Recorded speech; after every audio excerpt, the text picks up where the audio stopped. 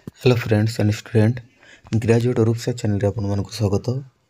तो आज आम वीडियो आलोचना करवा +3 6 semester history honours paper 13 2 mark प्रश्न उत्तर जोटा कि आपनकर यूनिट 1 रो पार्ट 2 2 मार्क प्रश्न उत्तर देखो। तो पार्ट 1 रे आलोचना कर सारी 2 मार्क प्रश्न उत्तर गोटे पार्ट।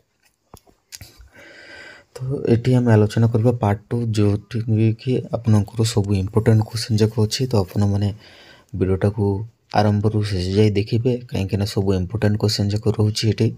तो चलते आम विलंब नक वीडियोटा को आरंभ करवा। तो आरंभ करने आगु आपने आम चैनल नुआ अच्छा तो आम चैनल को सब्सक्राइब कर रखु और सांग मान पाखे अधिक अधिक सेयार करदे। तो चलतु आम आलोचना करवा।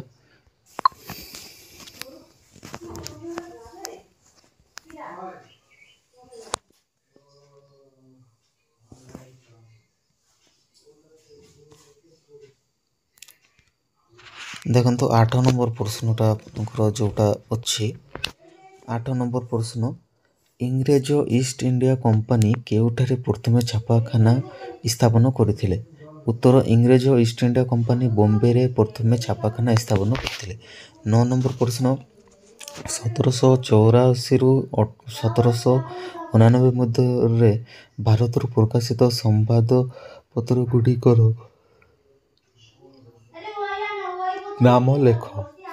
उत्तर 1784 रु 1799 मध्य भारत प्रकाशित संवादपत्र गुड़िक नाम है Kalikata Gazette 1784, Bengal Journal 1785, Oriental Magazine of Kalikata 1785, Kalikata Chronicle Madras Courier 1788, Bombay Herald 1799 आदि अन्यतम।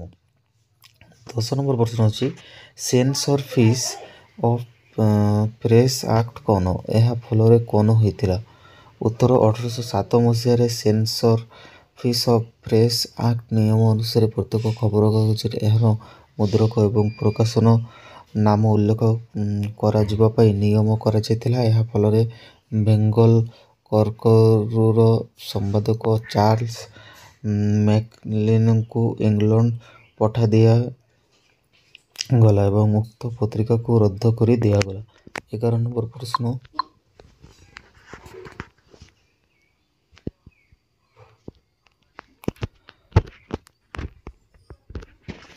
11 नंबर प्रश्न भर्नाकुलर प्रेस एक्ट किए केबे प्रणयन करथिले। उत्तर लॉर्ड लिटन भारतर बदलाट होई आसीबा परे 1857 रे भर्नाकुलर प्रेस एक्ट नामक एक आईन प्रणयन करथिले। एही नियम अनुसार प्रत्येक मुद्रक एवं प्रकाशक विचारपति सम्मुखें टंका जमा दे सरकार विरुद्ध कौन खबर छापी पारिबे नहीं बोली शपथ नहीं। जने एही नियम भंग कले तार जमा देइथिबा अर्थ राशि बेजप्ती करा जाई ताकू गिरफ करी कोर्ट चालान करा जिबा पई एही नियम रे निर्देश थिला। 12 नंबर प्रश्न केबे केउ नाम परिवर्तन करा जाई टाइम्स ऑफ इंडिया रखा जाइतिला एहार संपादक किए थिले से केउ पत्रिकार संपादनी करथिले। 12 नंबर प्रश्न उत्तर 1861 रे बॉम्बे टाइम्स रो नाम परिवर्तन करा जाई टाइम्स ऑफ इंडिया रखा जाइतिला। लॉर्ड नाइट एही पत्रिकार संपादक थिले से दी फ्रेंड ऑफ इंडिया नामक एक पत्रिकार संपादना करथिले। 13 नंबर प्रश्न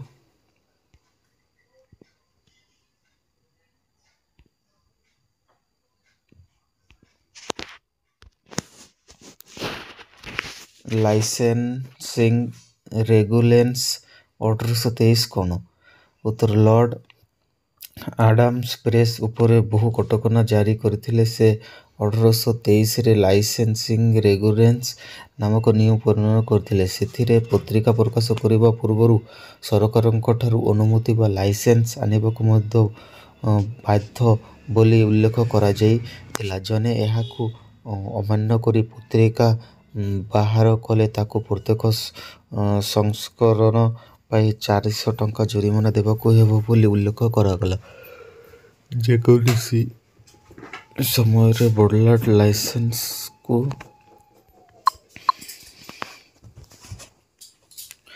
ରଦ୍ଦ କରିଦେବେ ବୋଲି ମଧ୍ୟ ଉଲ୍ଲେଖ କରାଯାଇଥିଲା। ଏହି ନିୟମ ଅନୁସାରେ ରାଜା ରାମମୋହନ ରାୟଙ୍କ ମିରଟ କଲ୍ ଅଖବାର ବନ୍ଦ ହୋଇଗଲା।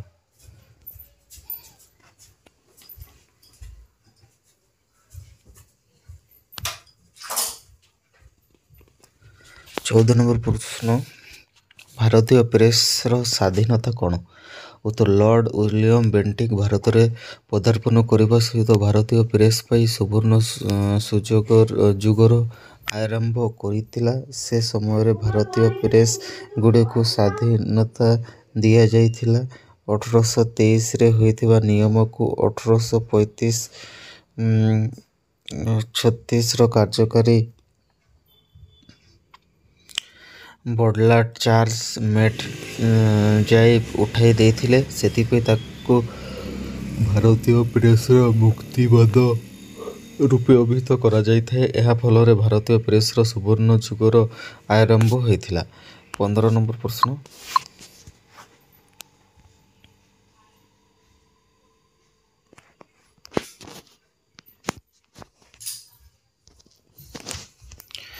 ଲାଇସେନ୍ସିଂ ଆକ୍ଟ 1857 କ'ଣ?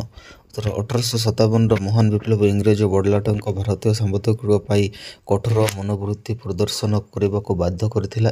ଗୋଟିଏ ଛାପାଖାନା ବ୍ୟବହାର କରିବାକୁ ଲାଇସେନ୍ସ ଯୋଗାଡ଼ କରିବା ଏକାନ୍ତ ଜରୁରୀ ବୋଲି ଘୋଷଣା କରାଯାଇଥିଲା। ଲାଇସେନ୍ସ ପ୍ରଦାନ କରିବା ବା ଏହାକୁ ରଦ୍ଦ କରିବା ବର୍ଡଲାଟଙ୍କର ଏକଚେଟିଆ ଅଧିକାର ବୋଲି ଘୋଷଣା କରାଯାଇଥିଲା। 1857 ମସିହାରେ ଏହି ଲାଇସେନ୍ସିଂ ଆକ୍ଟ ପ୍ରଣୟନ କରାଯାଇଥିଲା ଏବଂ ଏହା 1865 ପର୍ଯ୍ୟନ୍ତ ବଲବତ୍ତର ରହିଲା। 16 ନମ୍ବର ପ୍ରଶ୍ନ,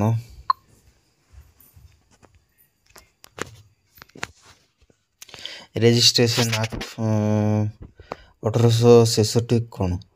ଉତ୍ତର, 1866ରେ Press and Registration of block Act ପ୍ରଣୟନ କରାଯାଇଥିଲା। ଏହା ପ୍ରେସ୍କୁ ସୁଚାରୁ ରୂପେ ନିୟନ୍ତ୍ରଣ କରିବାକୁ ସକ୍ଷମ ହୋଇଥିଲେ। ଏଥିପାଇଁ ପ୍ରତ୍ୟେକ ମୁଦ୍ରକ ଓ ପ୍ରକାଶକ ନିଜ ପୁସ୍ତକ ବା ଖବରକାଗଜର ଏକ ସଂଖ୍ୟା ସରକାରଙ୍କୁ ପଞ୍ଜୀକରଣ ପାଇଁ ଦେବାକୁ ବାଧ୍ୟ ହେଲେ। ପ୍ରତ୍ୟେକ ସମ୍ପାଦକ ଓ ମୁଦ୍ରକ ସେମାନଙ୍କ ନାମ ଏବଂ ପତ୍ରିକା ପ୍ରକାଶନ ସ୍ଥାନପତ୍ର ପତ୍ରିକାରେ ଛପାଇବା ପାଇଁ ବାଧ୍ୟ ହେଲେ। ସେମାନେ ବିଚାରପତିଙ୍କ ଆଗରେ ନିଜର ଚରମ ଚରିତ୍ର ସମ୍ପର୍କରେ ସତ୍ୟପାଠ କରିବାକୁ ବାଧ୍ୟ ହେଲେ ଏବଂ ନିଜ ପ୍ରେସ୍ ପାଇଁ ଅମାନତା ଟଙ୍କା ଜମା କରିବାକୁ ବାଧ୍ୟ ହୋଇଥିଲେ। ଏହି ନିୟମ ଭାରତୀୟ ପ୍ରେସ୍ ଉପରେ ଅଙ୍କୁଶ ଲଗାଇବାକୁ ସକ୍ଷମ ହୋଇଥିଲେ।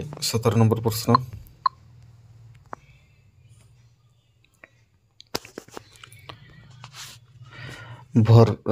ଭର୍ନାକୁଲାର ପ୍ରେସ୍ ଆକ୍ଟ 1878 କ'ଣ? ଉତ୍ତର, 1857 ପରେ ଭାରତରେ ସ୍ଥାନୀୟ ମାତୃଭାଷାର ଖବରକାଗଜ ତଥା ପତ୍ରପତ୍ରିକା ବହୁଳ ରୂପେ ପ୍ରସାରିତ ହୋଇଥିଲା। ଲର୍ଡ ଲିଟନ ଭାରତର ବର୍ଡଲାଟ ହୋଇ ଆସିବା ପରେ 1878ରେ ଭର୍ନାକୁଲାର ପ୍ରେସ୍ ଆକ୍ଟ ନାମକ ଏକ ନିୟମ ପ୍ରଣୟନ କରିଥିଲେ। ଏହି ନିୟମ ଅନୁସାରେ ପ୍ରତ୍ୟେକ ମୁଦ୍ରକ ଏବଂ ପ୍ରକାଶକ ବିଚାରପତିଙ୍କ ପାଖରେ ଟଙ୍କା ଜମା ଦେଇ ସରକାରଙ୍କ ବିରୁଦ୍ଧରେ କୌଣସି ଖବର ଛାପି ପାରିବେ ନାହିଁ ବୋଲି ଶପଥ ନେଇଥିଲେ। ଜଣେ ଏହି ନିୟମ ଭଙ୍ଗ କଲେ ତାଙ୍କ ଜମା ଦେଇଥିବା ଅର୍ଥରାଶି ବାଜ୍ୟାପ୍ତ କରାଯାଇ ତାଙ୍କୁ ଗିରଫ କରି କୋର୍ଟ ଚାଲାଣ କରାଯିବା ପାଇଁ ଏହି ନିୟମ ନିର୍ଦ୍ଦେଶ ଥିଲା। ଏହି ନିୟମ ଭାରତୀୟଙ୍କ ଉପରେ ପ୍ରତିବନ୍ଧକ ଲାଗୁ କରିବା ଏବଂ ସମ୍ବାଦପତ୍ରର ସ୍ୱାଧୀନତା କ୍ଷୁଣ୍ଣ କରିବା ଏହାକୁ ଭାରତୀୟମାନେ